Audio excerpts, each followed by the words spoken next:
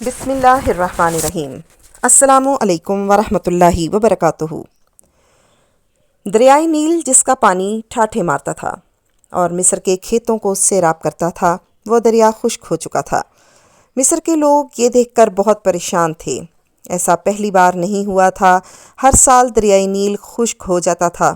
مصر کے لوگوں کا کہنا تھا، دریائے نیل ہر سال انسانی قربانی مانگتا ہے۔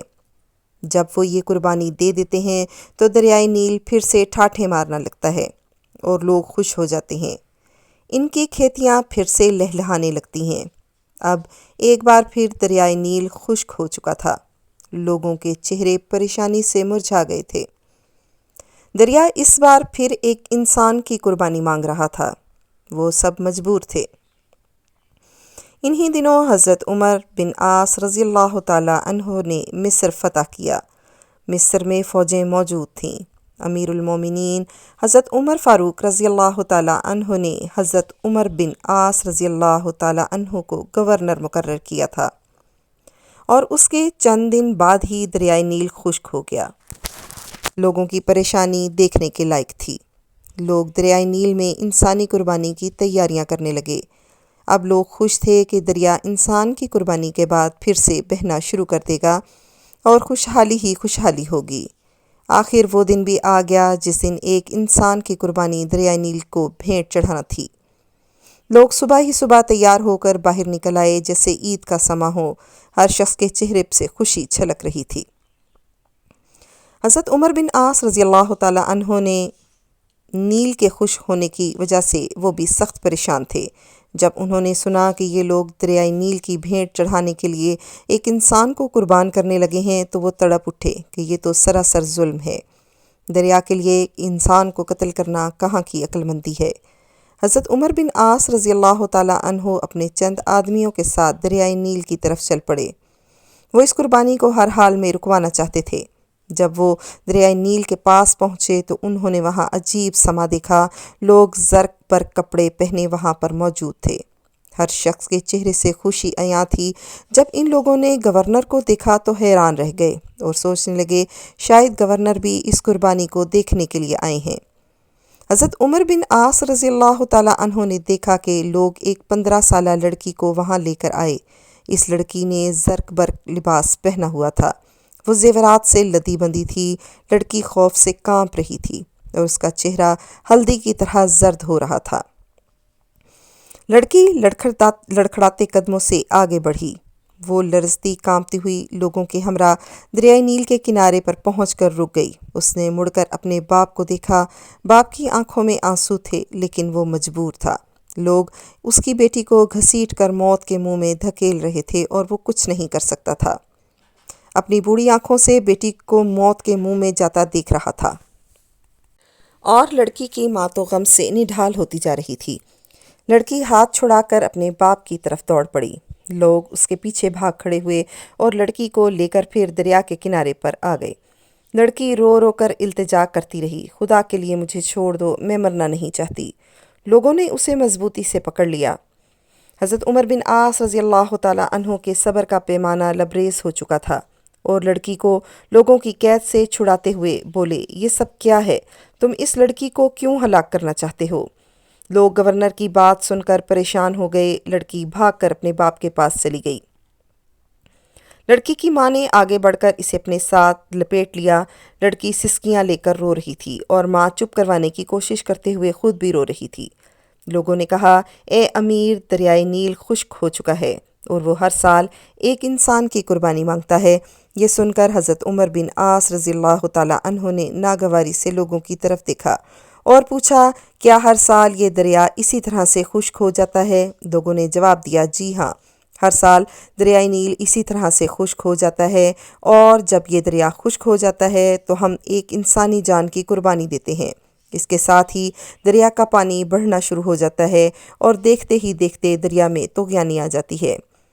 حضرت عمر بن عاص رضی اللہ تعالیٰ عنہ نے کہا، یہ تو ظلم ہے۔ لوگوں نے کہا، اے امیر، ہم ہر سال چاند کی 11 تاریخ کو ایک نوجوان لڑکی کا انتخاب کر کے اس کے والدین کو رضامندی سے اس لڑکی کو زیورات اور خوبصورت لباس پہنا کر دریائے نیل کی بھیٹ چڑھا دیتے ہیں، اور اس کے بعد دریا کا پانی بڑھتا ہے۔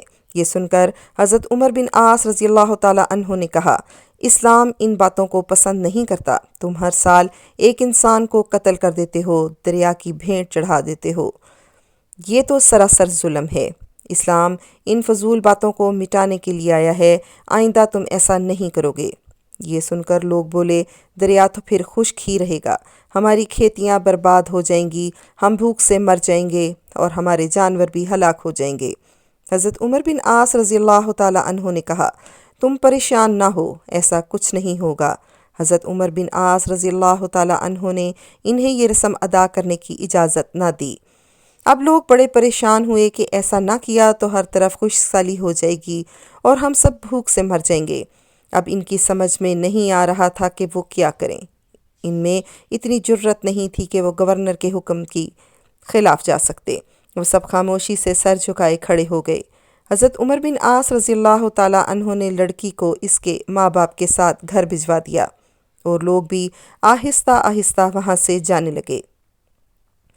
چند دنوں تک دریائے نیل بالکل خشک ہو گیا اور اس میں ایک بوند بھی پانی نہ آیا۔ لوگ بوکھلا گئے، ان کی کھیتی باڑی دریائے نیل کے پانی سے قائم تھی۔ اب تو دریائے نیل خشک ہو چکا تھا اور زمینیں بالکل بنجر ہو گئی تھیں۔ لوگ فاقوں سے مرنے لگے۔ جانور چارہ نہ ہونے کی وجہ سے تڑپ تڑپ کر جان دے رہے تھے۔ یہ دیکھ کر لوگوں نے مصر سے نکل کر دوسرے علاقوں کا رخ کر لیا۔ ہر طرف ویرانی ہی ویرانی تھی۔ حضرت عمر بن عاص رضی اللہ تعالیٰ عنہ نے جب یہ دیکھا تو وہ بھی پریشان ہو گئے۔ آخرکار انہوں نے امیر المومنین حضرت عمر فاروق رضی اللہ تعالیٰ عنہ کو ایک خط لکھا اور اس میں انہیں ساری صورتحال واضح کر دی۔ امیر المومنین حضرت عمر فاروق رضی اللہ تعالیٰ عنہ نے جب یہ خط پڑھا تو آپ نے حضرت عمر بن عاص رضی اللہ تعالیٰ عنہ کو جواب میں لکھا، تم نے مصریوں کو بہت اچھا جواب دیا۔ اسلام ایسی باتوں کی اجازت نہیں دیتا، وہ ایسی فضول باتوں کو مٹانے کے لیے آیا ہے۔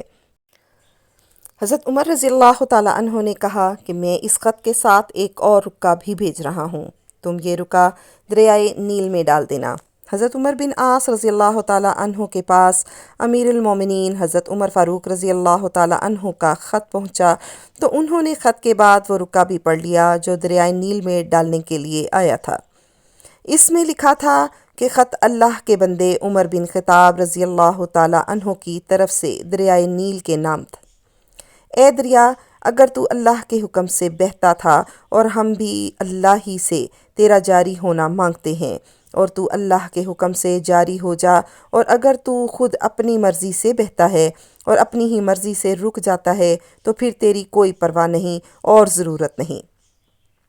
حضرت عمر بن عاص رضی اللہ تعالیٰ عنہ نے یہ رکا دریائے نیل میں پھینک دیا اور وہ واپس چلے آئے۔ صبح جب مصر کے لوگ بیدار ہوئے تو وہ یہ دیکھ کر حیران رہ گئے کہ اللہ نے دریائے نیل کو اسی طرح سے جاری کر دیا، بلکہ اب تو دریا میں پانی پہلے سے زیادہ چڑھ گیا تھا اور دریا میں طغیانی آئی ہوئی تھی۔ لوگ یہ دیکھ کر خوشی سے چلا اٹھے، دریا جاری ہو گیا۔ اس دن سے اب تک دریائے نیل اسی طرح سے جاری و ساری ہے اور ایک لمحے کے لیے بھی اس کا پانی خشک نہیں ہوا۔